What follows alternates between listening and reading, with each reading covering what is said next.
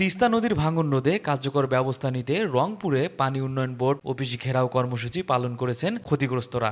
রবিবার ২৬ জুলাই দুপুরে প্রায় শতাধিক ভুক্তভোগী মিছিল নিয়ে পানি উন্নয়ন বোর্ড অফিস ঘেরাও করে বিক্ষোভ করেন। তারা জানান, গঙ্গাছড়া উপজেলার বাগডোহারা, নোহালী, বিনবিনা ও মটুকপুর চরের হাজার হাজার হেক্টর ফসলি জমি, ঘরবাড়ি, রাস্তাঘাট বিলীন হলেও পানি উন্নয়ন বোর্ড ভাঙন প্রতিরোধে কোনো কার্যকর উদ্যোগ গ্রহণ করেনি। আমরা নোহালী ইউনিয়ন থেকে আসি, মিনার বাজার, বাগডোগরা। আমার নদী ভাঙ্গি শেষ হয়ে যাইতেছে, কেউ আমাদেরকে নজর করে না। আমরা বিশেষভাবে এই নদীর ব্যবস্থা যেভাবে চাই। পানি উন্নয়ন অফিসার ভাইরা আমাদের জন্য কোনো ব্যবস্থা নিতেছে না, দেখতে যায় না। আমরা নদীতে বিলীন হয়ে যাইতেছি।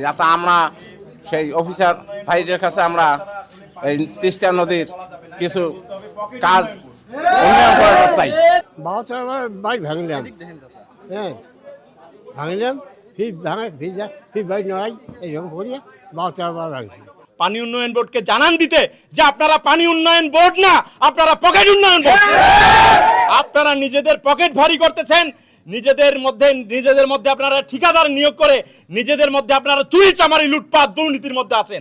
আমরা এই সকল পানি উন্নয়ন বোর্ডের কর্মকর্তাদেরও আমরা দুর্নীতির ফিরিস্তি তুলে ধরতে চাই।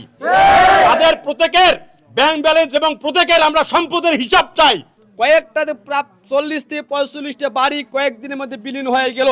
এরা শুধু যায় আর শুধু দেখে শুনে আসে আর বলে আমরা ব্যবস্থা করতেছি। কোন সাইডে ব্যবস্থা করি, এক সাইডে করলে আর এক সাইডে ভেঙে যায়। ওরা শুধু সাবলাই বস্তা দেয়। অবিলম্বে নদী ভাঙন রোধে উদ্যোগ না নিলে ঢাকা রংপুর মহাসড়ক অবরোধের হুঁশিয়ারি দেন আন্দোলনকারীরা। এদিকে পানি উন্নয়ন বোর্ড বলেছেন, ভাঙন প্রতিরোধে সরজমিনে পরিদর্শন সহ প্রয়োজনীয় উদ্যোগ নেওয়া হচ্ছে বলে দাবি করেন তারা। যেহেতু ডান কেন্দ্রিক আমাদের শহর, ম্যাক্সিমাম শহরগুলো আমরা ডানে প্রোটেকশন আমাদের যথাযথভাবে নেওয়া আছে। বামের বিষয়টাও আমাদের যেহেতু মরফোলজিক্যালি পরিবর্তনশীল, সেক্ষেত্রে আমাদের কাজ বাস্তবায়নের ক্ষেত্রে যে ডিজাইন প্যারামিটার আছে বা যে যৌক্তিকতা আছে সেটা খুব অধিকতরভাবে বিবেচনা করতে হয়। এবং আমরা এই গত সপ্তাহ ধরে এটা নিয়েই কাজ করতেছি। আপনারা জানেন যে দেখেন কতগুলো আমি রিপোর্ট পাঠিয়েছি। আমার কাজ হলো ভিজিট করে টেকনিক্যাল বিষয়টা উপস্থাপন করা।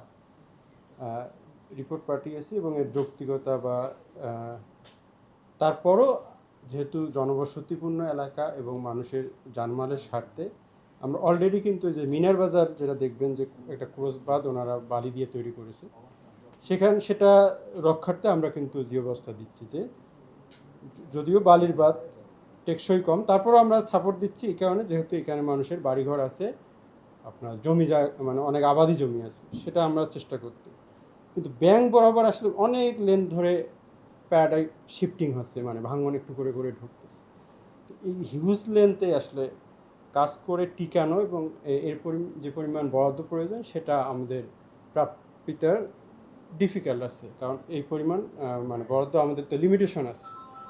তারপরও আমরা যেখানে আপনারা বলতেছেন যে কাছারিপাড়া এবং এখানে বাগডোগরা, এই এলাকাটাতে ঘনবসতি আছে এবং একটা প্রাইমারি স্কুল আছে, সেটার জন্য আমরা কিন্তু আমরা ঊর্ধ্বতন কর্তৃপক্ষকে বুঝিয়ে আমরা পারমিশন পেয়েছি, কাজ কিন্তু শুরু হবে। আজকে থেকেই কাজ শুরু হবে, প্রক্রিয়া শুরু হয়ে গেছে অলরেডি।